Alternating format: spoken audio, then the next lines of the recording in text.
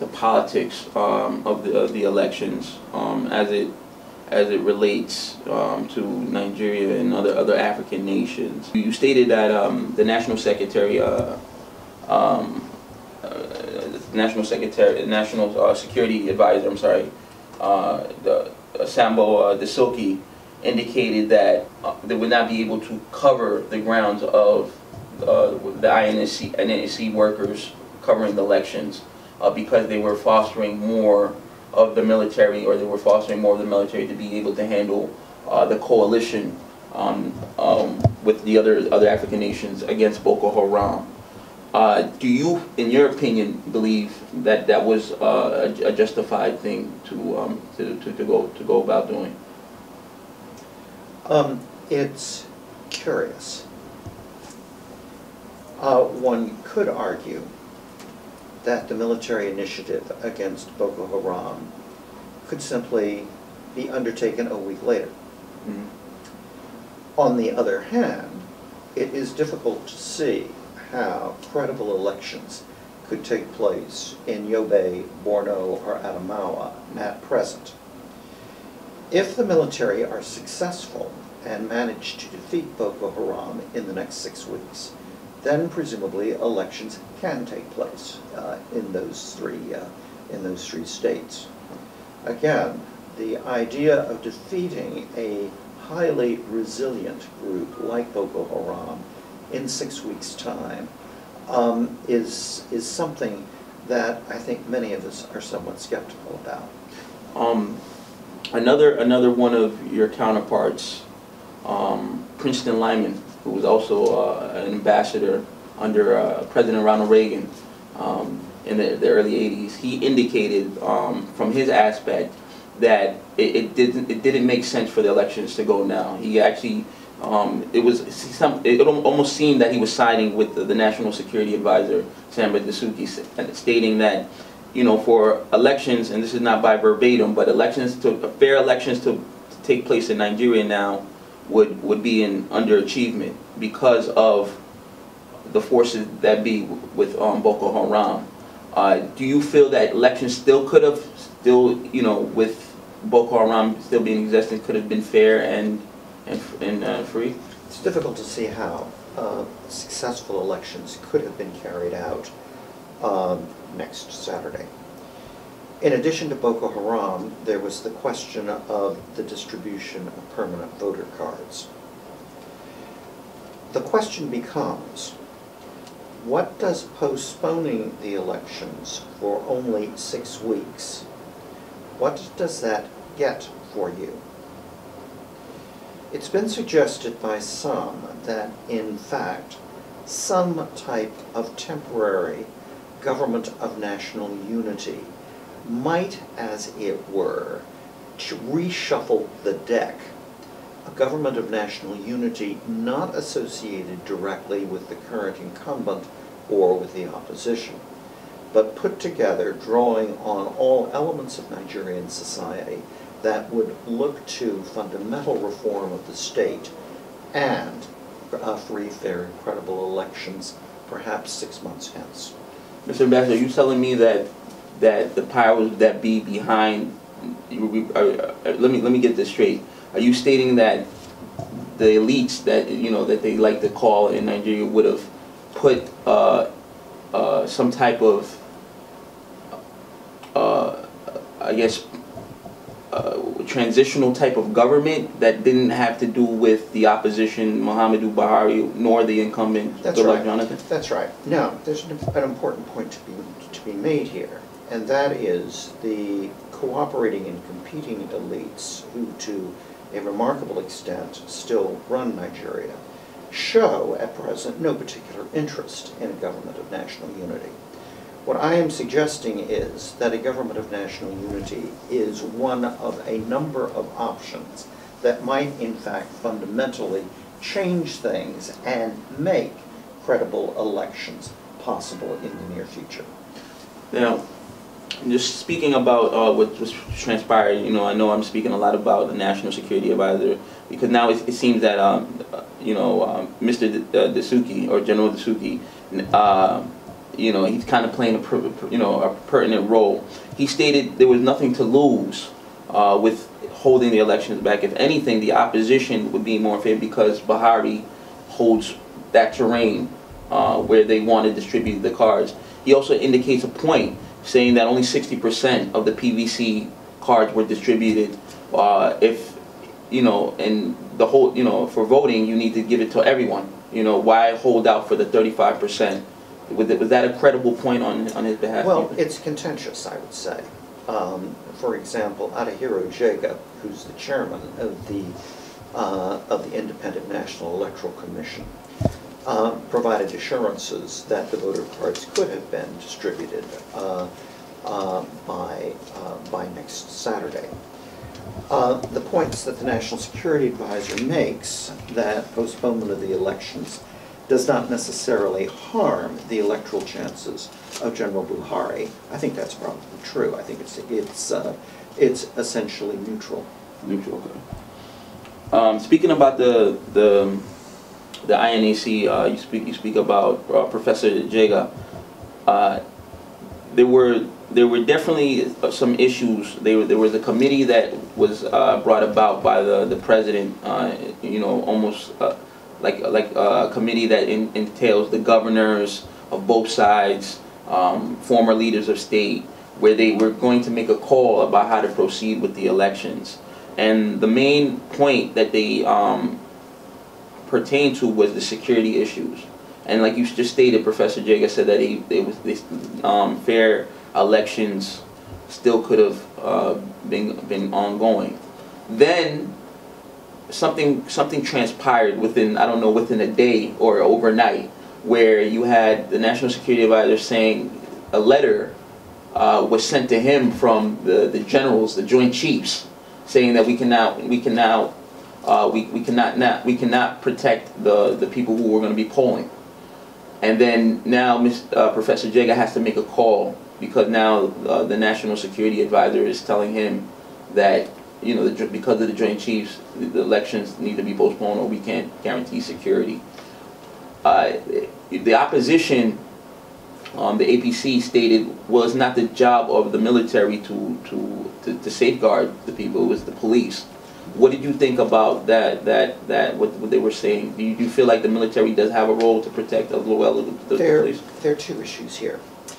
The Council of State met a few days ago. The Council of State is made up of former presidents of Nigeria, former chief justices of the Supreme Court, and certain former governors. It's essentially an advisory body, but a very powerful advisory body. It recommended that the election should go forward as planned. The military leadership did indeed inform the National Security Advisor that it could not provide protection for voters on the 14th of February. And on that basis, essentially, in my view, the National Security Advisor gave Professor Jega no choice but to postpone the elections.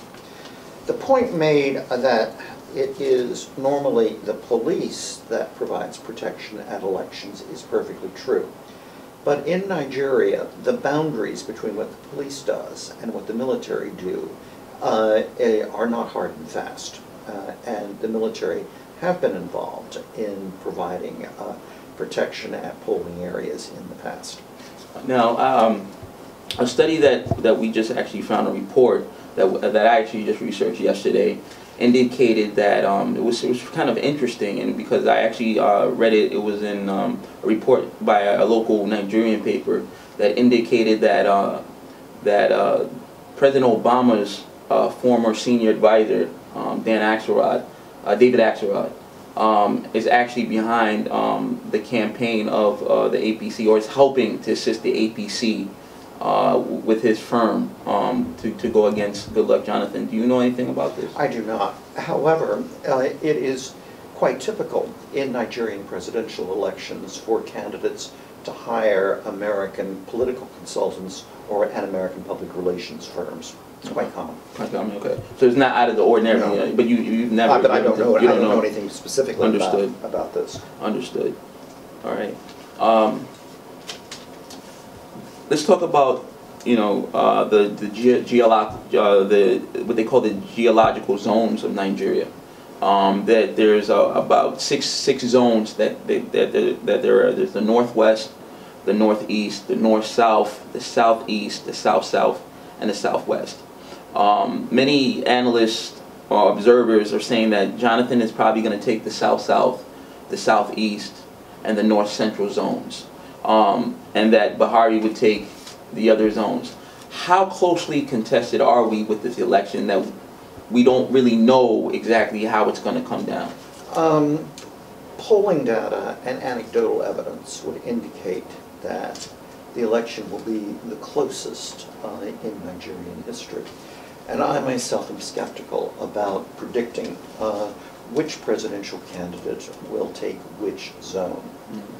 Mm-hmm. Part of the question is, to what extent does the Nigerian electorate vote along religious lines? To what extent does it vote along ethnic lines? To what extent will the government's inability to respond to Boko Haram drive support for General Buhari? It's very hard to know, and I think we should be quite skeptical about predictions at this stage. All right, just a couple more questions, and I know you have to the jet set to Washington D.C. and handle the other politics. Pretty much, you also are an expert in South Africa, you know. So I will be asking you a couple of South African millennial questions. What do you think about the role that President Zuma is doing for the millennials in South Africa? So far as I am aware, President Zuma does not have policies that are specifically targeted on millennials in South Africa. Really? Now, South Africa has a highly sophisticated economy, the most sophisticated in Africa. Well, the banking sector is definitely... Youth unemployment remains high. Youth unemployment is particularly high in the townships, where it can approach 50%. The question therefore is not so much what President Zuma is doing for millennials as what President Zuma is doing for those parts of the population that have been excluded from the modern economy in South Africa. The role of the state in the South African economy is also smaller than it is in other African countries. In other words, South Africa has the most modern economy in Africa, which means the private sector is much larger and much more developed. So the question becomes not so much what Zuma is doing for millennials as what is the private sector doing for millennials. And there, the private sector is doing very well with millennials if and when the millennials have the education that is necessary to participate in the modern economy. In other words, millennials that have a good education, there's a huge shortage of labor, far more jobs than there are people. For those, however, who have not had a modern education, that means unemployment.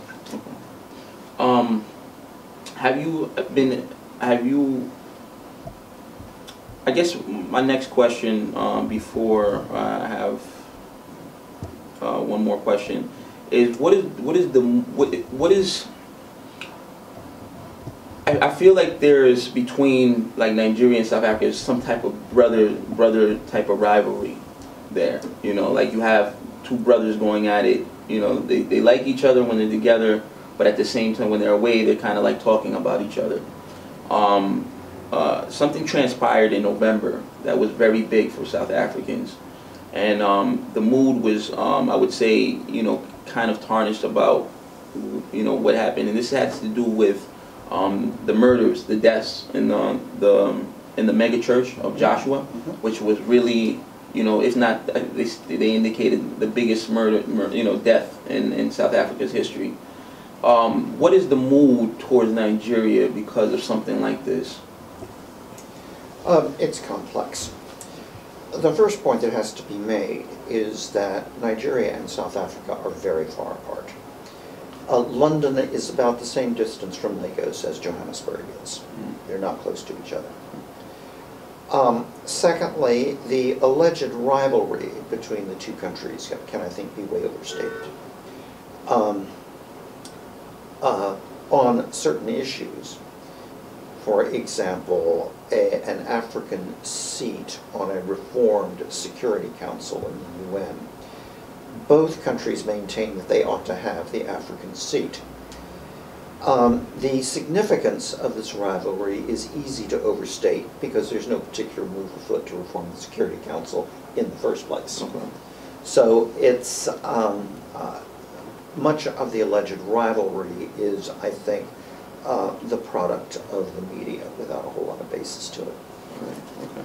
Last question, and I'll let you get out of here.